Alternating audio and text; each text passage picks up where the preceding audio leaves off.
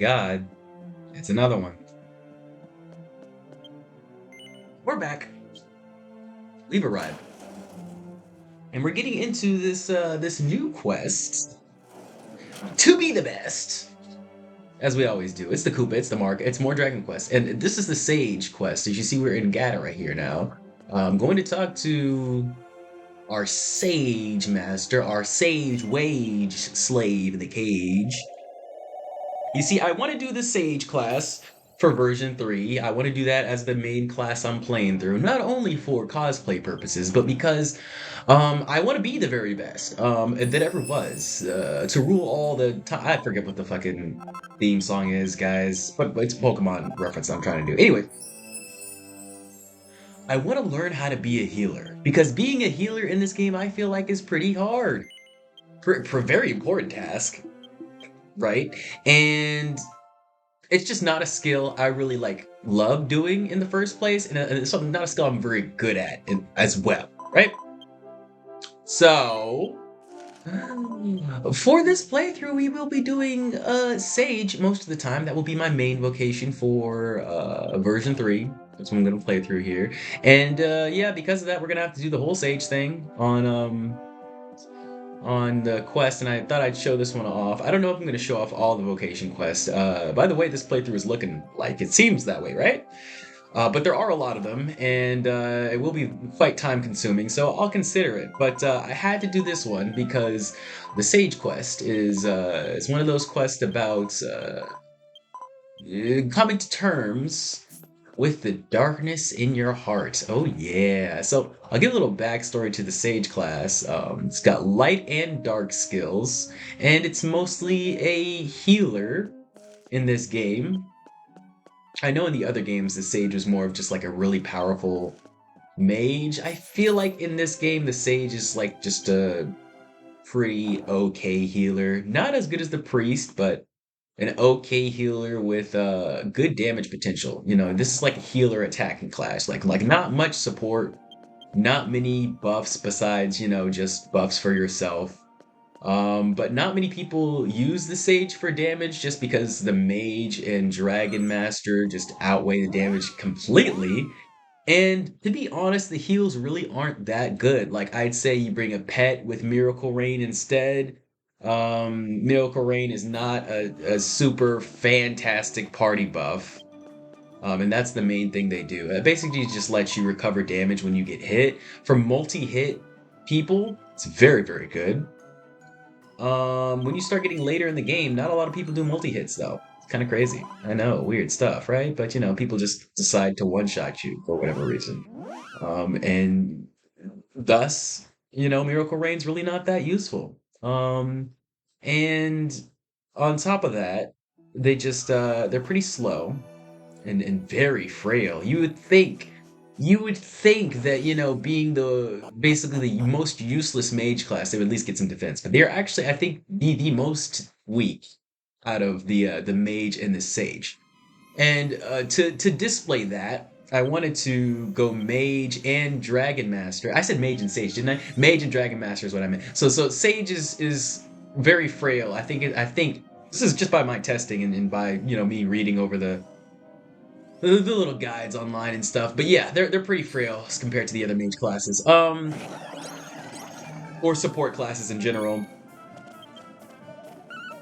And to display this, to you know, really give some field testing to this, our team for the first, at least, you know, as far as I can go, I guess, first couple of things here is going to be actually Mage, Sage, and Dragon Master.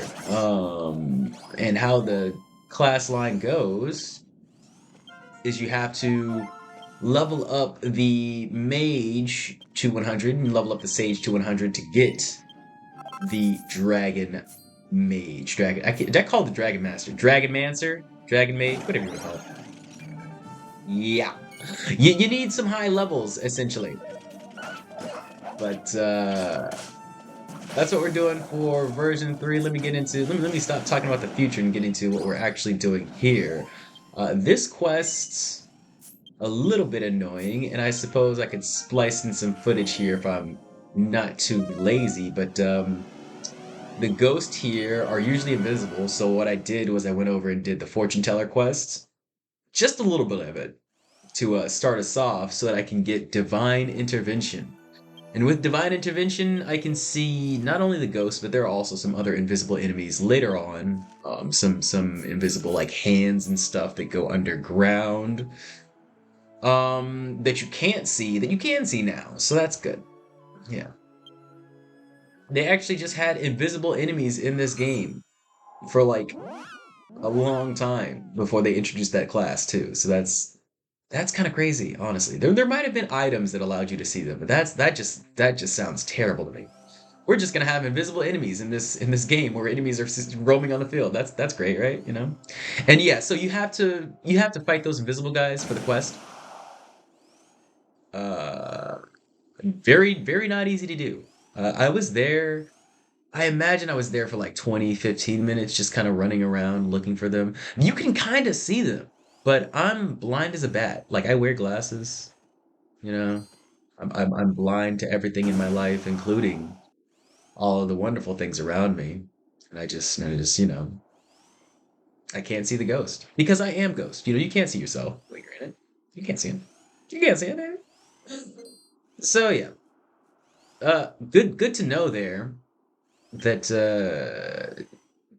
you just need to be a fortune teller to be divine. And we'll get more into that. I suppose I'll do those quests at another date. I might just link them all together. I might not even splice the footage in, but just know we have the fortune teller class. In case I want to do fortune teller things or whatever. But yeah. Also, I went to this desert. This is not part of the quest here, by the way. I went to the desert to touch the balls because there's a quest here where you touch the balls. So I decided to do that as well. It's pretty easy experience, and as you can see here, my item master. If you saw the item master quest line thing that we did a couple days ago, because I think I'm going to upload the item master before this one. In our item master line. Oh yeah, that was good. We need to level up to 30. And that's good experience for my level 30. It's also a pretty easy quest to grab. I'd say it's your first time in the game here. Go ahead and run it. It's a pretty easy one. Right up there where you talk to Sage Guy to get the quest. You just kind of turn it in. You actually have to turn your Sage vocation quest into our main character of the Sage line. I forget what her name is. I think it's like Anne. Merle, Majel, Sagel. She's on the second floor, but we're gonna go all the way up to the third to turn in this other quest. And then I will go down, complete the Sage.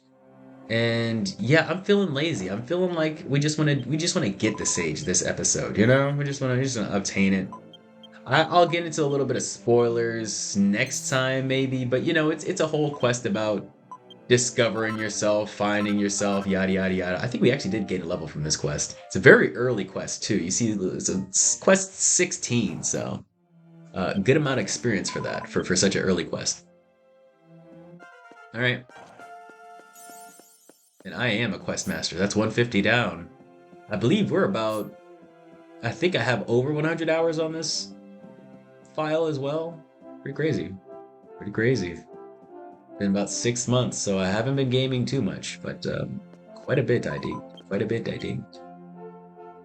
Okay, so now we're turning in the quest, and we get the introduction of the main character, Anya. No, I'm sorry, Cheryl. Her name's Anya. I called her Anne, but I was pretty close actually for definitely not paying attention to the story as much as I probably should be. Well, I mean, it's not like it's super complicated, but we'll get into it later. They're basically this is a Persona story for sure. But yeah, we'll get into that next episode or so. They have a wonderful friendship that will, power of friendship will bring them through.